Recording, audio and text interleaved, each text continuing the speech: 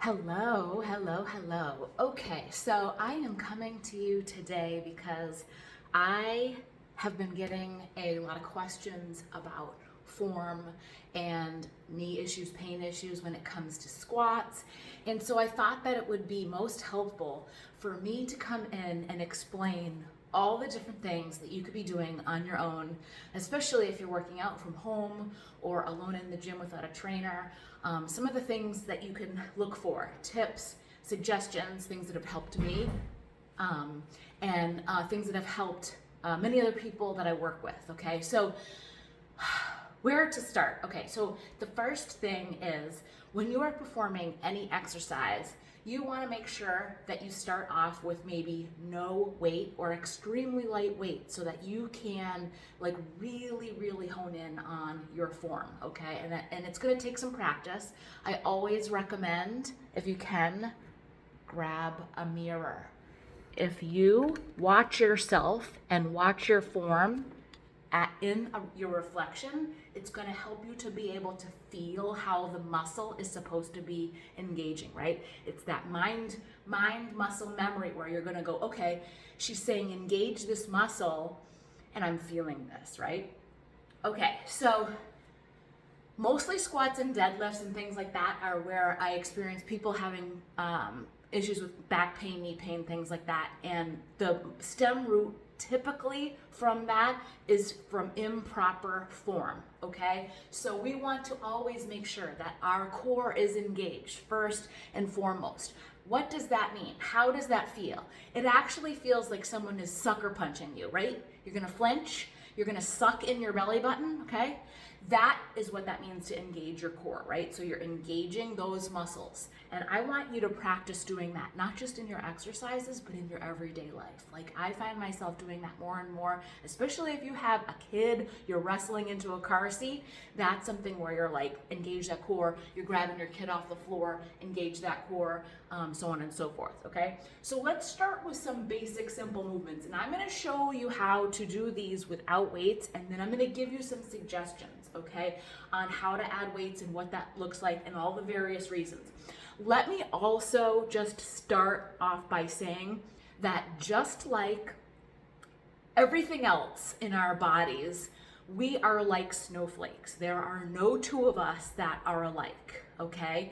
So just because a movement that I'm doing works, that might not mean your body might not move that way, okay? So there are instances where you're taking a class or you're working with a trainer and you're struggling with a specific type of movement because maybe your body just doesn't move that way. That's okay. Or if you're feeling it in your back when you're not supposed to, we're going to talk about that. But just also know that you might need to make adjustments in order to make those movements work for you, right? Your hips are maybe closer or further apart than somebody else's, you know, your legs, the way that your knees buck, so many things, okay? So take this information and apply it to your specific circumstances, okay? Okay, so when we are doing any type of a squat or lunge, okay, the first thing that we need to make sure that we're doing with a squat exercise, our knees are soft. Our feet are right underneath our hips. In some cases, you can be a little bit wider and toes turned out. But always start in this manner, and then if you find you're going down in that squat and the other things aren't lining up, then you can adjust yourself, okay? So toes are forward, shoulders back and down, chest is lifted, okay? So my posture is perfect. I always want to make sure that my head is in alignment all the way straight down, right? Head is looking forward, okay? So when I come down in this squat movement, I want my knees to track right over my toes, okay? So my big toe, your knee should fall right in alignment with that.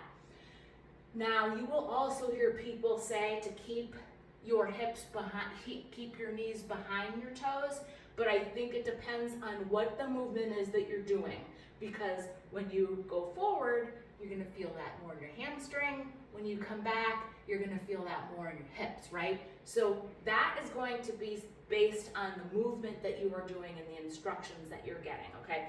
But also know that it's not bad to have your knees jut over your toes. You're improving your ankle mobility when you do that, okay? So it's not necessarily a bad thing. So when we're coming down in a squat, you're coming down slowly, your knees are tracking over your toes, your chest is up. Now for me, my alignment gets off when I start to look up and come down. I want to keep my head straight, so sometimes I will even close my eyes when I come down, so I'm looking out in front of me, not up, right, and not down. Head in alignment, coming up, okay? Now, for me, I also feel like I need to bring my feet out a little bit wider and my toes to come out so I can get deep enough, right? Coming down and up. And you don't need to go super low, especially when you're just starting out. You can come down like this and bring it up. When you're doing a traditional squat like this, you're making sure that your hips go back, pushing them behind you, but not so much that you're arching, because that's when you start to feel that in your back, right? So down and up, down and up. Adjust your feet as you need to, okay? So now, you're wanting to challenge yourself. You're wanting to add weights, okay? There's a lot of ways to do this. I personally do not like anything bar-wise that goes on my back, because guess what that does when I come down if that bar is on my back? That's right, it puts pressure on my spine, okay? For me, I prefer to either grab it in front, okay? So you can grab it this way, down and up. Keep it right at your chest, okay? You can also do goblet, right? So you can go down and up, right? You can challenge yourself this way instead of putting that pressure on your back, right? And also, when you come down, it's not so heavy that you start to feel it here, right? When I do load up on my deadlift, my threshold is whether I'm using a bar or whether I'm using dumbbells.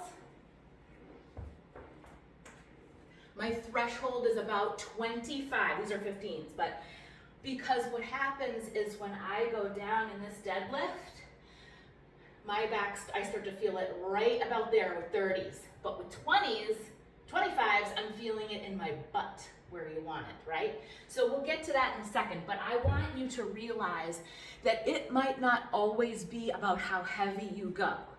It is about engaging that muscle, and you could have the lightest weights and still engage that muscle and make that work for you, okay? So for example, if we are doing squats, okay, we're coming down and up. This is traditionally working the quads when we're forward here, right? So we're coming down, we're squeezing our quads and pushing up with our heels. I feel that even without weights, right? You can have dumbbells by your side, push up, feeling that. I feel every time I engage my glutes, I engage my quads, I feel that on the way up. Okay, so it's not always about how heavy you can go. It's about doing that movement with proper form and execution, okay? So lunges, let's take lunges for example. Same similar principle. You really do want your knees to be at 90-90. So you could start out with light weights, whether it's one weight or two, or you're holding the weight here. Sometimes this is just as easy, down and up, right? Now, remember I talked about the toes, right? There are exercises where you can push forward and back. And what's that working? Your hamstring. You can feel that right in that front leg. Ooh, right up, pushing off of that heel, okay? Let's talk about deadlifts. Same principle. You're always thinking about your neck and spine being in that alignment, okay? Your feet are starting right underneath your hips, shoulders back and down, okay? Slight bend in the knee. You're hinging at the hip, okay? Nowhere else. It's like you're in cement. You're only hinging at the hip. That's all that's happening. Think about in a bird bath, right? Birds are pecking at the bird bath, right? So you're coming down, and up. And you don't have to go super low to get that movement. Remember where I talked about engaging? So you come down, you push those hips back, squeeze right on, feel that muscle engage right between the hamstring and the butt, that little muscle there, and pull it up. Down, 2, 3, squeeze it up, right? If you are holding weights, come right below the knees. Just right at the shins and pull up. And again, your lever length might not be that, right? So some people can get lower because their torso is longer, their arms are longer, right? Think about that. So if your arms are short, then you might just come here, right? You want to pay attention to your back, your head, your neck, okay? Come down and pull it up. Slight bend in the knee and pull it up. Again, I close my eyes sometimes so I can keep that alignment, right? You're watching yourself in a mirror if you can, and that's really going to help, okay? So multiple different ways to do your squats. Now, if you're doing sumo squats, another, way to hold the weights is right here, right? You can hold them down and up. Watching those knees, always track over your big toe. So it really just means it's going in the same direction as your toe, right? So think about that. If you have your feet at a 45-degree angle, then your knees need to go at a 45-degree angle. If they're pointed forward, you might be doing like a deadlift or something, your knees are forward, okay? Sumo squats, down and up. Okay, practice again with no weights to start, okay? You could have a dumbbell here, you could hold it in front. I love using kettlebells because they are much easier on my back, right? So for me, a lot of times I will do that, hold a dumbbell, because I know that it's less on my back. You want to lower to a point where you're not feeling your back engage, okay? And if you are feeling it in your lower back, instead of in your legs where you're supposed to feel it, like you're supposed to be working your legs, right? Not your back. If you're going down and you're feeling that in your lower back, lighten your load, okay? You've got to lighten the weight. You can't push yourself if you're starting to feel pain, okay? Never push through the pain. Always work through, you're working for that muscle. So if you have questions, let me know. If you're struggling with something specific, let me know. I hoped that this is helpful. It's so important to just be safe, but like my number one tip would be to get a mirror. Watch yourself in a reflection. Listen to your trainer's cues, all right? Especially if you're at home by yourself doing your thing. If you need more tips or help, please send me a message. If you need something specific, I'm always here. I hope that you're being successful in your home fitness, your gym, and all of that good stuff. If you need help with that, feel free to ask. I also teach live classes locally, so I would love to see you in person. I hope you have a great day, and I'll talk to you soon.